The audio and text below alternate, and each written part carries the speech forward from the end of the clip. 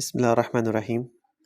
معراج کا واقعہ جو ہے اس میں تو کسی کو کوئی اختلاف نہیں ہے۔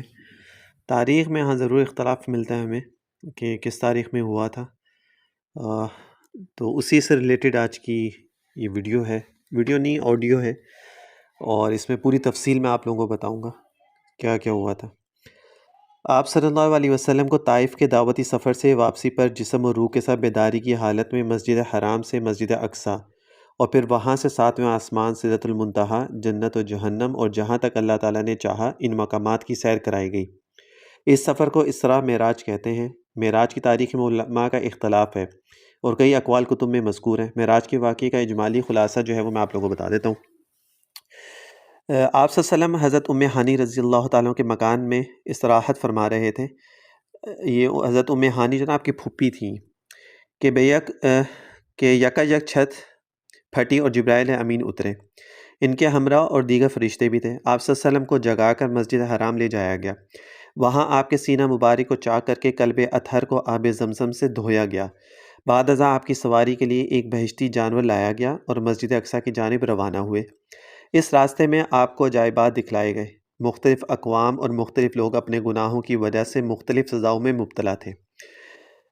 مسجد اقصیٰ پہنچ کر آپ صلی اللہ علیہ وسلم نے انبیاء کی امامت فرمائی۔ اس کے بعد ملائکہ کی معیت میں آسمانوں کی جانب روانہ ہوئے، اور آسمانوں میں آپ نے مختلف انبیاء کرام حضرت آدم علیہ السلام، حضرت یحییٰ علیہ السلام، حضرت عیسیٰ علیہ السلام، حضرت یوسف علیہ السلام، حضرت ادریس علیہ السلام، حضرت ہارون علیہ السلام، حضرت موسیٰ علیہ السلام، حضرت ابراہیم علیہ السلام سے ملاقات فرمائی۔ بعد ازاں آپ کو سدرۃ المنتہا کی طرف بلند کیا گیا۔ اس مقام پر آپ نے جبرائیل امین کو اصلی صورت میں دیکھا، نیز اللہ جل شانہ کی تجلیات انوارات کا مشاہدہ کیا۔ یہاں سے مقام صریف الاقلام اور پھر مقام صریف الاقلام سے بارگاہ قدس میں پہنچے۔ وہاں بارگاہ الہی میں سجدہ بجا لائے اور بلا واسطہ کلام خداوندی سے سرفراز ہوئے۔ اسی موقع پر نمازیں فرض کی گئیں۔ یہاں سے واپسی پر آپ دوبارہ بیت المقدس میں اترے۔ وہاں سے براق پر سوار ہو کر صبح سے قبل مکہ مکرمہ پہنچے۔ یہ سفر معراج کا مختصر سا جو ہے جو واقعہ ہے وہ میں نے آپ لوگوں کو بتا دیا، مختصر سا بالکل، ٹھیک ہے۔ اس کے اندر کوئی تفصیل نہیں ہے، جو نارمل جو آپ لوگوں نے سنی ہے چیزیں وہی چیزیں میں نے اس کے اندر آپ لوگوں کو جو ہے وہ ذکر فرما دی ہے۔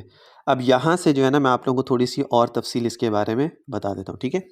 اسلامی سال کا 7واں مہینہ رجب ہے۔ رجب ان 4 مہینوں میں سے ایک ہے جنہیں اللہ تعالیٰ نے حرمت والے مہینہ قرار دیا ہے۔ اللہ کے نزدیک مہینوں کی تعداد 12 ہے، جو اللہ کی کتب یعنی لوح محفوظ کے مطابق اسی دن سے نافذ ہے جس دن سے اللہ نے آسمانوں اور زمین کو پیدا کیا۔ ان مہینوں میں سے 4 حرمت والے ہیں، ٹھیک ہے۔ ان 4 مہینوں کی قرآن کریم میں نہیں ہے، یعنی اس کو بیان قرآن کریم میں نہیں کیا گیا، بلکہ آپ صلی اللہ علیہ وسلم نے ان کو بیان فرمایا ہے، اور وہ یہ ہیں ذی القعدہ، ذو الحجہ، محرم الحرام اور رجب۔ معلوم ہوا کہ حدیث نبوی کے بغیر قرآن کریم نہیں سمجھا جا سکتا۔ ان 4 مہینوں کو اشر حرم، حرمت والے مہینے اس لیے کہتے ہیں کہ ان میں ہر ایسے کام جو فتنہ فساد، قتل و غارت گری اور امن و سکون کی خرابی کا باعث ہوں منع فرمایا گیا ہے۔ اگرچہ لڑائی جھگڑا سال کے دیگر مہینوں میں بھی حرام ہے، مگر ان 4 مہینوں میں لڑائی جھگڑا کرنے سے خاص طور پر منع کیا گیا ہے۔ ان 4 مہینوں کی حرمت و عظمت پہلی شریعتوں میں بھی مسلم رہی ہے، حتیٰ کہ زمانہ جاہلیت میں بھی ان 4 مہینوں کا احترام کیا جاتا تھا۔ رجب کا مہینہ شروع ہونے پر آپ صلی اللہ علیہ وسلم اللہ تعالیٰ سے یہ دعا مانگا کرتے تھے، اللہم بارک لنا فی رجب و شعبان و بلغنا رمضان۔ لہٰذا ماہ رجب کے شروع ہونے پر ہم یہ دعا یا اس مفہوم پر مشتمل دعا مانگ سکتے ہیں۔ اس دعا سے اندازہ ہوتا ہے کہ آپ صلی اللہ علیہ وسلم کے نزدیک رمضان کی کتنی اہمیت تھی کہ ماہ رمضان کی عبادت کو حاصل کرنے کے لیے آپ صلی اللہ علیہ وسلم رمضان سے 2 ماہ قبل دعاؤں کا سلسلہ شروع فرما دیتے تھے۔ ماہ رجب کو بھی آپ صلی اللہ علیہ وسلم کی دعائے برکت حاصل ہوئی، جس سے ماہ رجب کا کسی حد تک مبارک ہونا ثابت ہوتا ہے۔ ماہ رجب میں کسی خاص نماز پڑھنے کا، کسی معین دن کے روزے رکھنے کی خاص فضیلت کا کوئی ثبوت احادیث صحیحہ سے نہیں ملتا۔ نماز روزہ کے اعتبار سے یہ مہینہ دیگر مہینوں کی طرح ہی ہے، البتہ رمضان کے پورے ماہ کے روزے رکھنا ہر بالغ مسلمان مرد اور عورت پر فرض ہے، اور ماہ شعبان سے بکثرت سے روزے رکھنے کی ترغیب احادیث میں موجود ہے۔ ماہ رجب آپ صلی اللہ علیہ وسلم نے کوئی عمرہ ادا نہیں کیا۔ اس بارے میں علماء مورخین کی آراء مختلف ہیں کیا ہے یا نہیں کیا، لیکن اس میں بھی اختلاف ہے۔ البتہ دیگر مہینوں کی طرح ماہ رجب میں بھی عمرہ ادا کیا جا سکتا ہے۔ اسلاف سے بھی اس ماہ میں عمرہ ادا کرنے کے ثبوت ملتے ہیں۔ البتہ رمضان کے علاوہ کسی اور ماہ میں عمرہ ادا کرنے کی کوئی خاص فضیلت احادیث میں موجود نہیں ہے۔ مینس کہ آپ کبھی بھی عمرہ کر سکتے ہیں، اس میں کوئی وہ نہیں ہے، لیکن اگر رمضان میں کرتے ہیں اس میں آپ کو تاکراتیں مل جاتی ہیں، اس میں زیادہ ثواب ہے۔ اس میں آپ عبادات کرتے ہو، پھر حرم میں ہو، مسجد نبوی میں ہو، تو اس کی زیادہ فضیلت ہے۔ اس واقعے کی تاریخ اور سال کے متعلق مورخین اور اہل سیر کی آراء مختلف ہیں۔ ان میں سے ایک رائے یہ ہے کہ نبوت کے 12ویں سال 27 رجب کو 51 سال 5 مہینے اور 27 رجب کو 51 سال 5 مہینے کی عمر میں آپ صلی اللہ علیہ وسلم کو معراج ہوئی، جیسا کہ علامہ قاضی محمد سلمان منصور پوری رحمۃ اللہ علیہ نے اپنی کتاب مہر نبوت میں تحریر فرمایا ہے۔ اسراء کے معنی رات کو لے جانے کے ہیں۔ مسجد حرام مکہ مکرمہ سے مسجد اقصی کا سفر، جس کا تذکرہ سورۃ بنی اسرائیل سبحان الذی اسریٰ بعبدہ لیلا من المسجد الحرام الی المسجد الاقصی میں کیا گیا ہے۔ اس کو اسراء کہتے ہیں، اور یہاں سے جو سفر آسمانوں کی طرف ہوا اس کا نام معراج ہے۔ معراج عروج سے نکلا ہے، جس کے معنی چڑھنے کے ہیں۔ حدیث میں عرج بھی یعنی مجھ کو اوپر چڑھایا گیا کا لفظ استعمال ہوا ہے، اس لیے اس سفر کا نام معراج ہو گیا۔ اس مقدس واقعے کو اسراء و معراج دونوں ناموں سے یاد کیا جاتا ہے۔ اس واقعے کا ذکر سورۃ النجم کی آیات میں بھی ہے۔ پھر وہ قریب آیا اور جھک پڑا، یہاں تک کہ وہ 2 کمانوں کے فاصلے کے برابر قریب آ گیا، بلکہ اس سے بھی زیادہ نزدیک۔ اس طرح اللہ کو اپنے بندے پر جو وحی نازل فرمانی تھی وہ نازل فرمائی۔ سورۃ النجم کی آیات 13 سے 18 میں وضاحت ہے کہ آپ صلی اللہ علیہ وسلم نے اس موقع پر بڑی بڑی نشانیاں جو ہیں وہ ملاحظہ فرمائیں، اور حقیقت یہ ہے کہ انہوں نے اس فرشتے کو ایک اور مرتبہ دیکھا ہے، اس بیر کے درخت کے پاس جس کا نام سدرۃ المنتہا ہے، اسی کے پاس جنت المأوا ہے۔ اس وقت اس بیر کے درخت پر وہ چیزیں چھائی ہوئی تھیں جو بھی اس پر چھائی ہوئی تھیں۔ آپ صلی اللہ علیہ وسلم کی آنکھ نہ تو چکرائی اور نہ حد سے آگے بڑھی۔ سچ تو یہ ہے کہ انہوں نے اپنے پروردگار کی بڑی بڑی نشانیوں میں سے بہت کچھ دیکھا ہے، اور یہ واقعہ احادیث متواترہ سے بھی ثابت ہے، یعنی صحابہ، تابعین اور تبع تابعین کی ایک بڑی تعداد سے معراج کے واقعے سے متعلق احادیث مروی ہیں۔ انسانی تاریخ کا سب سے لمبا سفر۔ قرآن کریم اور احادیث متواترہ سے ثابت ہے کہ اسراء معراج کا تمام سفر صرف روحانی نہیں بلکہ جسمانی تھا۔ یہاں آپ صلی اللہ علیہ وسلم کا یہ سفر کوئی خواب نہیں تھا، بلکہ ایک جسمانی سفر اور عینی مشاہدہ تھا۔ یہ ایک معجزہ تھا کہ مختلف مراحل سے گزر کر اتنا بڑا سفر اللہ تعالیٰ نے اپنی قدرت سے صرف رات کے ایک حصے میں مکمل کر دیا۔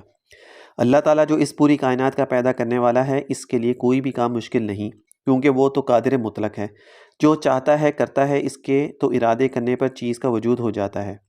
معراج کا واقعہ پوری انسانی تاریخ کا ایک ایسا عظیم، مبارک اور بے نظیر معجزہ ہے جس کی مثال تاریخ پیش کرنے سے قاصر ہے۔ خالق کائنات نے اپنے محبوب صلی اللہ علیہ وسلم کو دعوت دے کر اپنا مہمان بنانے کا وہ شرف عظیم عطا فرمایا جو نہ کسی انسان کو کبھی حاصل ہوا ہے اور نہ کسی مقرب ترین فرشتے کو۔ واقع معراج کا مقصد کیا تھا؟ واقع معراج کے مقاصد میں جو سب سے مختصر اور عظیم بات قرآن کریم کی سورۃ بنی اسرائیل میں ذکر کی گئی وہ یہ ہے کہ ہم اللہ تعالیٰ نے آپ صلی اللہ علیہ وسلم کو اپنی کچھ نشانیاں دکھلائیں۔ اس کے مقاصد میں ایک اہم مقصد اپنے حبیب صلی اللہ علیہ وسلم کو وہ عظیم الشان مقام و مرتبہ دینا ہے جو کسی بھی بشر، حتیٰ کہ کسی مقرب ترین فرشتے کو نہیں ملا ہے، وہ نہ ملے گا۔ نیز اس کے مقاصد میں امت مسلمہ کو یہ پیغام دینا ہے کہ نماز ایسا محتمم بشان عمل اور عظیم عبادت ہے کہ اس کی فرضیت کا اعلان زمین پر نہیں بلکہ 7 آسمانوں کے اوپر بلند و اعلیٰ مقام پر معراج کی رات میں ہوا۔ نیز اس کا حکم حضرت جبرائیل علیہ السلام کے ذریعے نبی صلی اللہ علیہ وسلم تک نہیں پہنچا، بلکہ اللہ تعالیٰ نے فرضیت نماز کا تحفہ بذات خود اپنے حبیب صلی اللہ علیہ وسلم کو عطا فرمایا۔ نماز اللہ تعالیٰ سے تعلق قائم کرنے اور اپنی ضرورتوں اور حاجتوں کو مانگنے کا سب سے بڑا ذریعہ ہے۔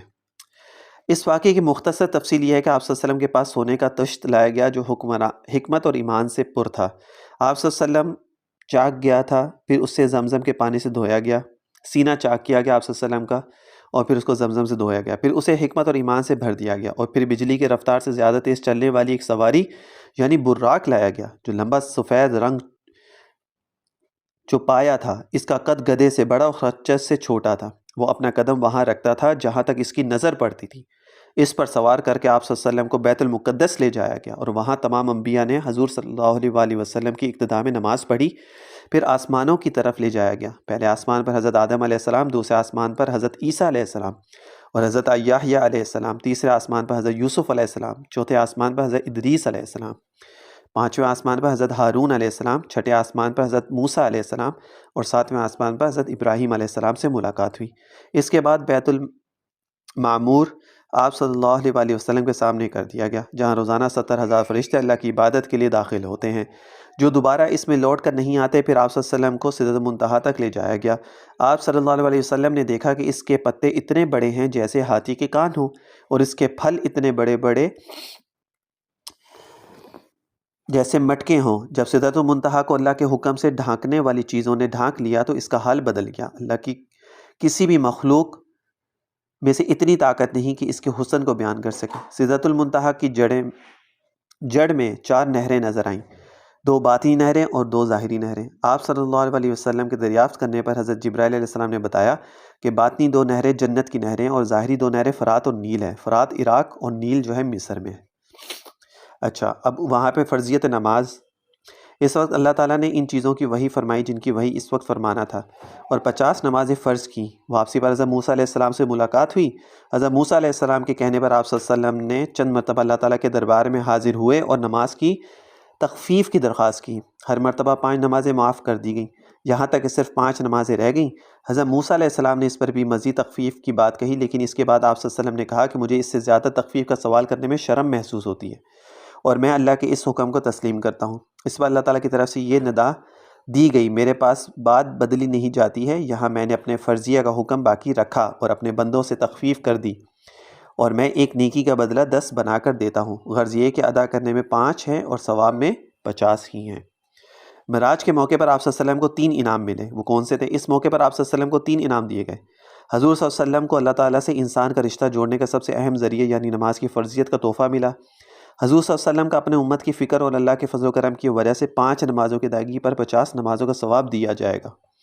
سورۃ البقرہ کی آخری آیت آمن الرسول سے لے کر آخر تک عنایت فرمائی گئی۔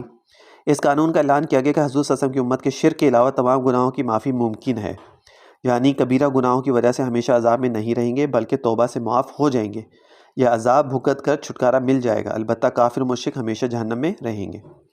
اب معراج پہ اللہ تعالیٰ کا دیدار ہوا۔ زمانہ قدیم سے اختلاف چلا آ رہا ہے کہ آپ صلی اللہ علیہ وسلم شب معراج میں دیدار خداوندی سے مشرف ہوئی یا نہیں، اور اگر رویت ہوئی تو وہ رویت بصری تھی یا رویت قلبی تھی، یعنی آنکھ سے دیکھا یا دل سے۔ البتہ ہمارے لیے اتنا مان لینا انشاءاللہ کافی ہے کہ یہ واقعہ برحق ہے، یہ واقعہ رات کے صرف ایک حصے میں ہوا، نیز بیداری کی حالت میں ہوا ہے، اور آپ صلی اللہ علیہ وسلم کا یہ ایک بڑا معجزہ ہے۔ اچھا، قریش کی جانب سے تکذیب اور اس پر حجت قائم ہونا۔ رات کے صرف ایک حصے میں مکہ مکرمہ سے بیت المقدس جانا، انبیاء کرام کی امامت میں وہاں نماز پڑھنا، پھر وہاں سے آسمانوں تک تشریف لے جانا، انبیاء کرام علیہ السلام سے ملاقات، اور پھر اللہ جل شانہ کے دربار میں حاضری، جنت و دوزخ کو دیکھنا، مکہ مکرمہ تک واپس آنا، اور واپسی پر قریش کے ایک تجارتی قافلے سے ملاقات ہونا جو ملک شام سے واپس آ رہا تھا۔ جب آپ صلی اللہ علیہ وسلم نے صبح کو معراج کا واقعہ بیان کیا تو قریش تعجب کرنے لگے اور جھٹلانے لگے، اور حضرت ابوبکر صدیق کے پاس گئے۔ حضرت ابوبکر صدیق نے فرمایا کہ اگر انہوں نے یہ بات کہی ہے تو سچ کہا ہے۔ اس پر قریش کے لوگ کہنے لگے کہ کیا تم اس بات کی بھی تصدیق کرتے ہو؟ انہوں نے فرمایا کہ ہاں، میں تو اس سے بھی زیادہ عجیب باتوں کی تصدیق کرتا ہوں، اور وہ یہ کہ آسمانوں سے آپ کے پاس خبر آتی ہے، اسی وجہ سے ان کا لقب صدیق پڑ گیا۔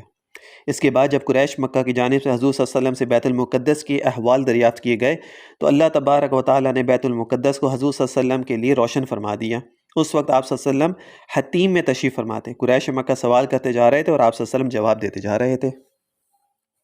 سفر معراج کے بعض مشاہدات۔ اس اہم و عظیم سفر میں آپ صلی اللہ علیہ وسلم کو جنت دوزخ کے مشاہدے کے ساتھ مختلف گناہوں کے احوال بھی دکھلائے گئے، جن میں سے بعض گناہوں کے احوال اس جذبے سے تحریر کر رہا ہوں کہ ان گناہوں سے ہم خود بھی بچیں اور دوسروں کو بھی بچنے کی ترغیب دیں۔ اس کے اوپر میں نے ویڈیو بھی بنائی ہے، آپ وہ ویڈیو بھی دیکھ سکتے ہیں، ٹھیک ہے۔ معراج کی جو سزائیں ہیں، جب آپ سے گئے جو لوگ جو سزائیں مل رہی تھی وہ کون کون سی تھی اور کس وجہ سے دی جا رہی تھی، اس میں بھی آپ دیکھ سکتے ہیں۔ کچھ لوگ اپنے سینوں کو ناخنوں سے چھیر رہے تھے۔ حضرت انس رضی اللہ تعالیٰ سے روایت ہے کہ آپ صلی اللہ علیہ وسلم نے ارشاد فرمایا کہ جس طرح مجھے معراج کرائی گئی میں ایسے لوگوں پر گزرا جن کے ناخن تانبے کے تھے اور وہ اپنے چہروں اور سینوں کو چھیل رہے تھے۔ میں نے جبرائیل علیہ السلام سے دریافت کیا کہ یہ کون لوگ ہیں؟ انہوں نے جواب دیا کہ وہ لوگ ہیں جو لوگوں کے گوشت کھاتے ہیں، یعنی ان کی غیبت کرتے ہیں اور ان کی بے آبروئی کرنے میں پڑے رہتے ہیں۔ سود خوروں کی بدحالی، یعنی جو سود کھانے والے ہیں۔ حضرت ابو ہریرہ رضی اللہ تعالیٰ سے روایت ہے کہ آپ صلی اللہ علیہ وسلم نے ارشاد فرمایا کہ جس طرح مجھے سیر کرائی گئی میں ایسے لوگوں پر بھی گزرا جن کے پیٹ اتنے بڑے بڑے تھے جیسے انسانوں کے رہنے کے گھر ہوتے ہیں، ان میں سانپ تھے جو باہر سے ان کے پیٹوں میں نظر آ رہے تھے۔ میں نے کہا اے جبرائیل یہ کون لوگ ہیں؟ انہوں نے کہا یہ سود کھانے والے ہیں۔ کچھ لوگوں کے سر پتھروں سے کچلے جا رہے تھے۔ آپ صلی اللہ علیہ وسلم کا گزر ایسے لوگوں کے پاس سے بھی ہوا جن کے سر پتھروں سے کچلے جا رہے تھے، کچل جانے کے بعد پھر وہ ویسے ہی ہو جاتے تھے جیسے پہلے تھے۔ اسی طرح یہ سلسلہ جاری تھا، ختم نہیں ہو رہا تھا۔ آپ صلی اللہ علیہ وسلم نے پوچھا یہ کون لوگ ہیں؟ جبرائیل علیہ السلام نے کہا یہ لوگ نماز میں کاہلی کرنے والے ہیں، سستی کرنے والے ہیں، زکوٰۃ نہ دینے والوں کی بدحالی، جو لوگ زکوٰۃ نہیں دیتے۔ آپ صلی اللہ علیہ وسلم کا گزر ایسے لوگوں کے پاس سے بھی ہوا جن کی شرمگاہوں پر آگے اور پیچھے چھترے لپٹے ہوئے تھے اور اونٹ اور بیل کی طرح چرتے تھے اور کانٹے دار اور خبیث درخت اور جہنم کے پتھر کھا رہے ہیں۔ آپ صلی اللہ علیہ وسلم نے پوچھا یہ کون لوگ ہیں؟ جبرائیل نے کہا کہ یہ وہ لوگ ہیں جو اپنے مالوں کی زکوٰۃ ادا نہیں کرتے۔ سڑا ہوا گوشت کھانے والے لوگ۔ آپ صلی اللہ علیہ وسلم کا گزر ایسے لوگوں کے پاس سے بھی ہوا جن کے سامنے ایک ہانڈی میں پکا ہوا گوشت ہے اور ایک ہانڈی میں کچا اور سڑا ہوا گوشت رکھا ہے۔ یہ لوگ سڑا ہوا گوشت کھا رہے ہیں اور پکا ہوا گوشت نہیں کھا رہے۔ آپ صلی اللہ علیہ وسلم نے دریافت کیا یہ کون لوگ ہیں؟ جبرائیل علیہ السلام نے کہا یہ وہ لوگ ہیں جن کے پاس حلال اور طیب عورت موجود ہے مگر وہ زانیہ اور فاحشہ عورت کے ساتھ شب باشی کرتے ہیں، یعنی ان کے ساتھ ٹائم گزارتے ہیں اور صبح تک اسی کے ساتھ رہتے ہیں، اور عورتیں ہیں جو حلال اور طیب شوہر کو چھوڑ کر کسی زانی اور بدکار شخص کے ساتھ رات گزارتی ہیں۔ اللہ تعالیٰ ہم سب کو محفوظ رکھیں۔ سدرۃ المنتہا کیا ہے؟ احادیث میں سدرۃ المنتہا اور سدرۃ المنتہا دونوں طرح استعمال ہوا ہے۔ اچھا، قرآن کریم میں سدرۃ المنتہا استعمال ہوا ہے، سدرہ کے معنی بیر کے ہیں اور منتہا کے معنی انتہا ہونے کی جگہ کے ہیں۔ اس درخت کا یہ نام رکھنے کی وجہ صحیح مسلم میں اس طرح ہے کہ آپ صلی اللہ علیہ وسلم نے ارشاد فرمایا کہ اوپر سے جو احکام نازل ہوتے ہیں وہ اسی پر منتہا ہو جاتے ہیں، اور جو بندوں کے اعمال نیچے سے اوپر جاتے ہیں وہ وہاں پر ٹھہر جاتے ہیں، یعنی آنے والے احکام پہلے والے وہاں آتے ہیں اور پھر وہاں سے نازل ہوتے ہیں، اور نیچے سے جانے والے جو اعمال ہیں وہ وہاں ٹھہر جاتے ہیں پھر اوپر جاتے ہیں۔ واقعہ معراج آپ صلی اللہ علیہ وسلم سے متعلق کوئی خاص عبادت ہر سال ہمارے لیے مسنون یا ضروری نہیں ہے۔ تاریخ کے اس بے مثال واقعے کو بیان کرنے کا اہم مقصد یہ ہے کہ ہم اس عظیم الشان واقعے کی کسی حد تک تفصیلات سے واقف ہوں اور ہم ان گناہوں سے بچیں جن کے ارتکاب کرنے والوں کا برا انجام آپ صلی اللہ علیہ وسلم نے اس سفر میں اپنی آنکھوں سے دیکھا اور پھر امت کو بیان فرمایا۔ اللہ تعالیٰ ہم سب کا خاتمہ ایمان پر فرمائے۔ یہ جو معراج کا واقعہ ہے اس کے اندر میں نے آپ لوگوں کو آپ صلی اللہ علیہ وسلم کہاں سے چلے، مسجد اقصیٰ میں نماز پڑھائی، تمام انبیاء کو آگے امامت کروائی، پھر وہاں سے براق کے اندر بیٹھے، براق کیسا تھا، اس کا سائز کیا تھا، اس کی نظر کیسی تھی، اسپیڈ کتنی وہ بتایا، پھر وہاں سے جبرائیل علیہ السلام کے ساتھ کہاں تک گئے، پھر آپ صلی اللہ علیہ وسلم اللہ تعالیٰ سے ملاقات ہوئی، پھر اس کے بعد کیا تحفہ وہاں سے ملا، ٹھیک ہے، 3 چیزیں آپ صلی اللہ علیہ وسلم کو ملی وہاں سے تحفتاً جو ہے، ایک آپ کو نمازیں ملی، دوسری آپ کو سورۃ البقرہ کا جو آخری رکوع آمن رسول سے جس کی بڑی فضیلت ہے جو میں اپنی ویڈیوز میں بہت بتاتا بھی رہتا ہوں وہ ملا، اور تیسرا یہ کہ امت کی توبہ جو اللہ تعالیٰ قبول فرما لیں گے بشرطے کہ اس نے شرک نہ کیا ہو، اور اگر کسی نے کبیرہ گناہ کیے ہوں گے تو اس کی سزا کاٹ کر وہ جنت میں داخل ہو جائے گا۔ 3 ملے۔ پھر وہاں پہ کس کس انبیاء سے ملاقات ہوئی، کون سے آسمان پر ہوئی، وہ میں نے آپ کو تفصیل بتائی، لوگوں کے جو وہاں پہ سزائیں مل رہی تھیں آپ صلی اللہ علیہ وسلم جو دیکھا وہ کن کن وجوہات سے مل رہی تھیں، وہ ویڈیو میں نے ایک اور بنائی ہوئی ہے، اس کے اوپر آپ وہ بھی دیکھ سکتے ہیں تفصیلاً، اس کے اندر میں نے ذکر کی ہے۔ اور پھر اس کے بعد آپ صلی اللہ علیہ وسلم جب واپس آئے تو پھر لوگوں نے کیا آپ سے سوال کیے اور آپ نے اس کے کیا جواب دیے، لوگوں نے اس کو جھٹلایا اور کیا کچھ ہوا، پوری تفصیل آج میں نے آپ کو اس ویڈیو میں بتا دی۔ بہت ساری چیزیں اس کے اندر ایسی ہوں کہ شاید آپ لوگوں نے پہلے نہ سنی ہوں، تو یہ کہ پورا واقعہ میں نے آپ لوگوں کو بتا دیا، مختصر بتایا ہے کہ ہمیں یہ پتہ ہونا چاہیے کہ معراج کا واقعہ ہوا تھا اور کیسے ہوا تھا، کیا کیا ہوا تھا۔ احادیث میں اور جو کتابوں جو سیرت نبی کی جو کتابیں ہوتی ہیں اس میں جو واقعہ بہت لمبی تفصیل میں ذکر کیا جاتا ہے، تو مقصد صرف یہ ہوتا ہے کہ ہمیں اس واقعے کے